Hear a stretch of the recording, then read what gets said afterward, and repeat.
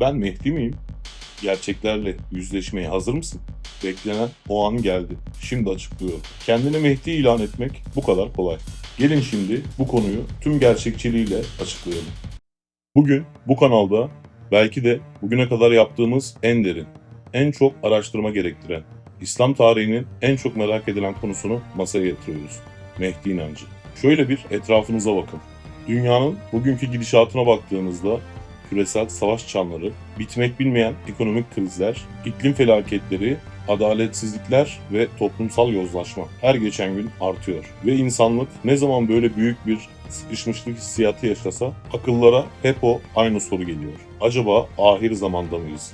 O vaat edilen kurtarıcı ne zaman gelecek? Bugün internetteki efsaneleri ve o kulaktan dolma hikayeleri bir kenara bırakıyoruz. Bu videoda Kur'an-ı Kerim'in bu konuya bakışından en sahih hadis kaynaklarına, Sünni ve Şii dünyasının yüzyıllardır süren o büyük ayrımından yakın tarihte yaşanmış ve kanla sonuçlanmış sahte Mehdi olaylarına kadar her şeyi ama her şeyi tüm çıplaklığıyla konuşacağız. Çayınızı, kahvenizi alın, arkanıza yaslanın. Çünkü bugün sadece dini bir kavramı değil, İnsanlık tarihini şekillendiren devasa bir inanç dalgasını inceliyoruz. Hazırsanız başlıyoruz.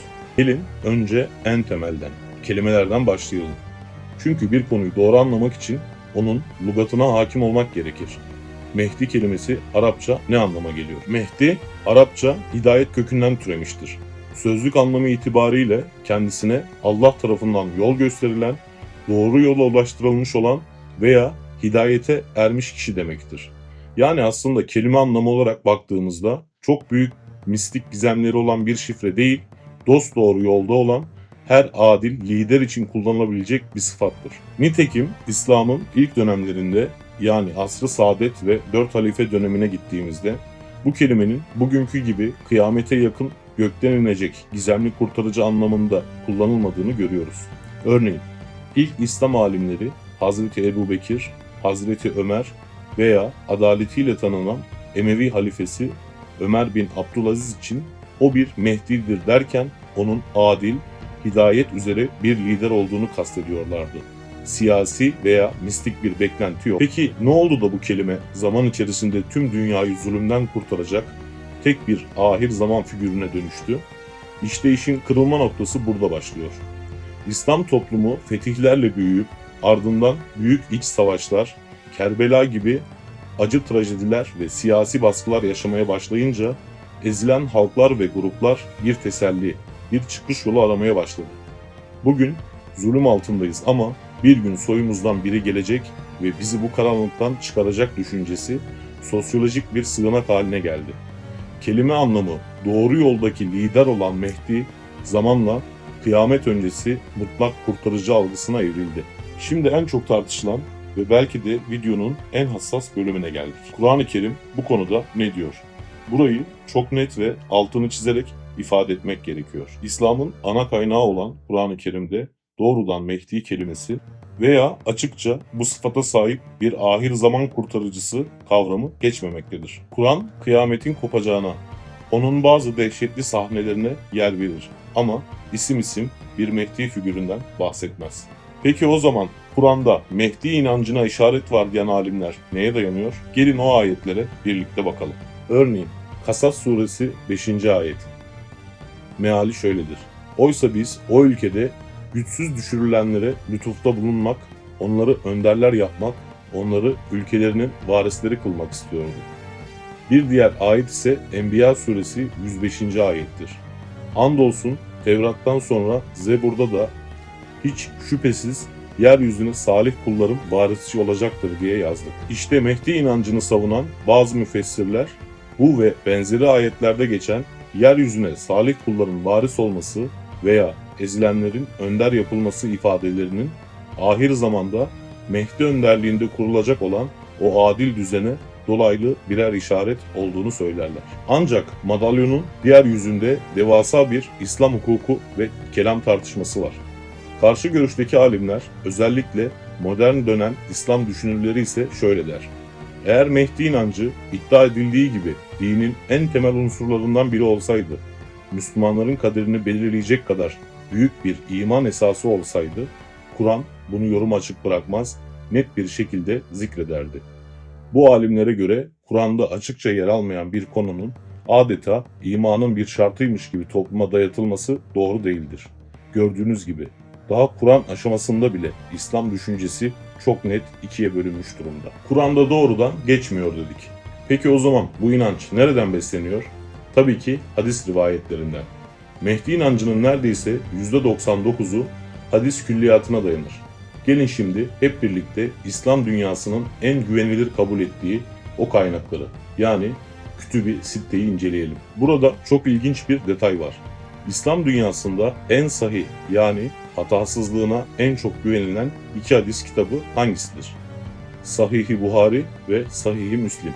Dikkat ediniz, ne Buhari'de ne de Müslim'de doğrudan Mehdi kelimesinin geçtiği müstakil bir Mehdi bölümü yoktur.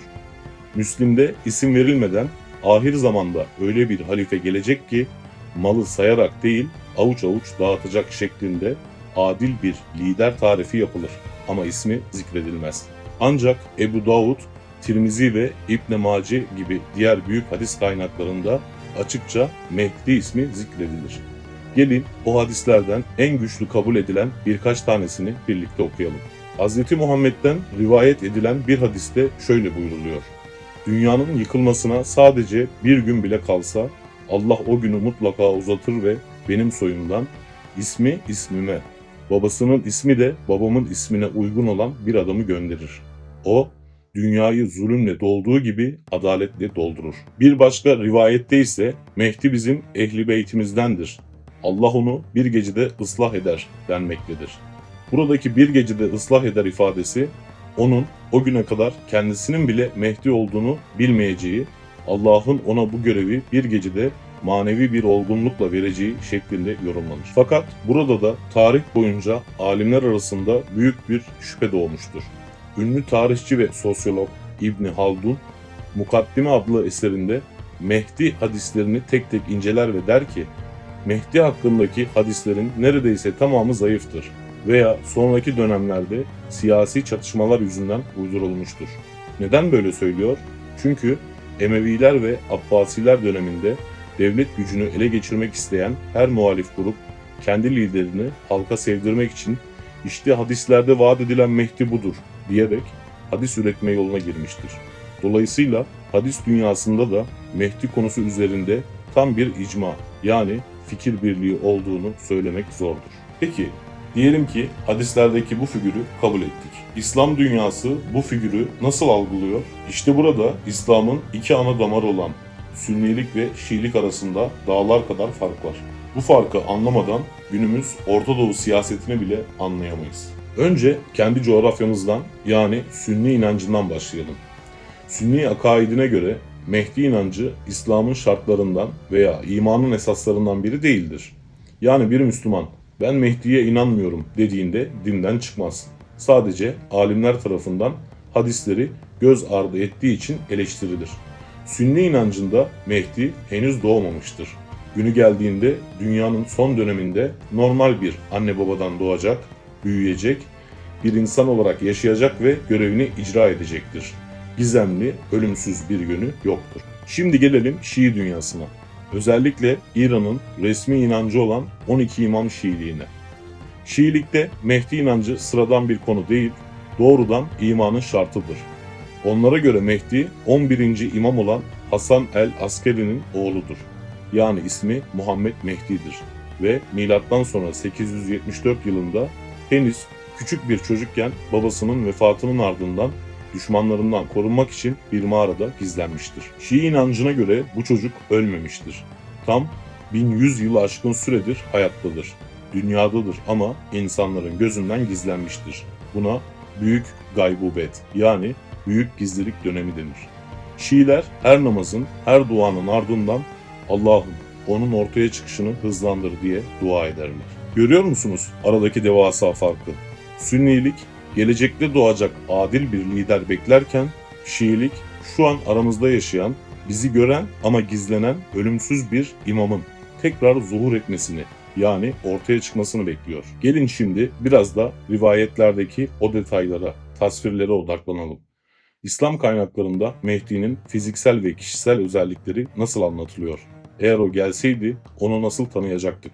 Hadis kitaplarında Mehdi'nin şemali yani dış görünüşü adeta bir vesikalık fotoğraf gibi tasvir edilmiştir. Denir ki o geniş alımlıdır. Alnının açık ve geniş olması zekasının ve liderliğinin bir sembolü olarak görülür. Kemerli, ince ve kalkık bir burnu vardır. Yüz hatlarının son derece düzgün ve heybetli olacağı aktarılır. Aynı zamanda renginin Arap rengi yani hafif buğday tenli, bedenin ise İsrail oğulları erkeklerinin endamı gibi yani iri kemikli, boylu poslu ve güçlü olacağı rivayet edilir. Peki ahlakı nasıl olacak? Hadislerde çok net bir ölçü var. Onun ahlakı benim ahlakımdır ama yaratılışı bana benzemez. Yani ahlakı tıpkı Hz. Muhammed gibi sabırlı, adil, merhametli ve cömert olacaktır. En önemli kısım ise onun ortaya çıkış anıdır. Rivayetlere göre Mehdi, ben Mehdi'yim, gelin bana biat edin diyerek televizyon kanallarına çıkmayacak ve sosyal medyadan canlı yayın açmayacak. İnsanlar onun ilmini ve heybetini görünce sensin diyecekler. O ise bu büyük sorumluluktan korkup kaçmak isteyecek. Ancak insanların ısrarı ve baskısıyla istemediği halde biatı kabul edecek. Yani gerçek bir Mehdi asla liderlik sevdalısı biri olmayacaktır. İşin inanç boyutu, rivayetleri böyle heyecanlı ve umut verici. Ama şimdi gelin madalyonun o çok karanlık, kanlı ve acı dolu yüzüne bakalım. Sahte Mehdiler. İnsanların içindeki bu kurtarıcı özlemi tarih boyunca ne yazık ki en çok istismar edilen duygulardan biri olmuştur. Güç kazanmak, devlet yıkmak, para toplamak ya da kendi narsizmini tatmin etmek isteyen yüzlerce insan bana işaret geldi, ben Mehdi'yim diyerek ortaya çıkmıştır. Bunun en büyük ve en yakın tarihli olayı 1979 Kabe baskınıdır.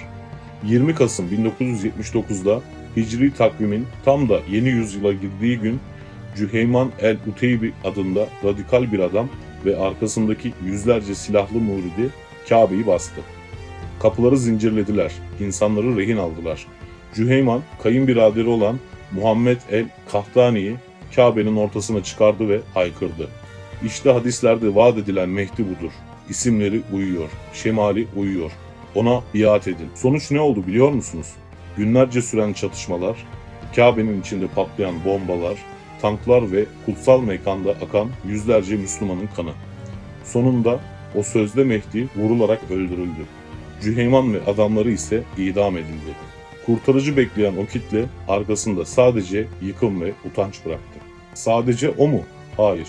Bugün modern dünyada da tarikatların başında oturan, akıl sağlığı yerinde olmayan ya da tamamen ticari holding gibi çalışan yapıların liderlerinin ben Mehdi'yim, bana tabi olun, mallarınızı bana devredin diyerek binlerce aileyi parçaladığını, insanların inançlarını nasıl sömürdüğünü hepimiz görüyoruz.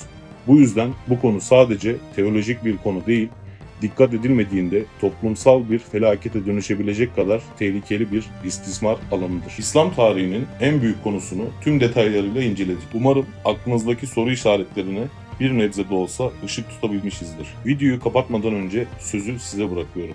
Siz Mehdi hakkında ne düşünüyorsunuz? Yorumlar kısmında fikirlerinizi bizimle paylaşın. Videoyu beğenmeyi, kanala abone olmayı unutmayın.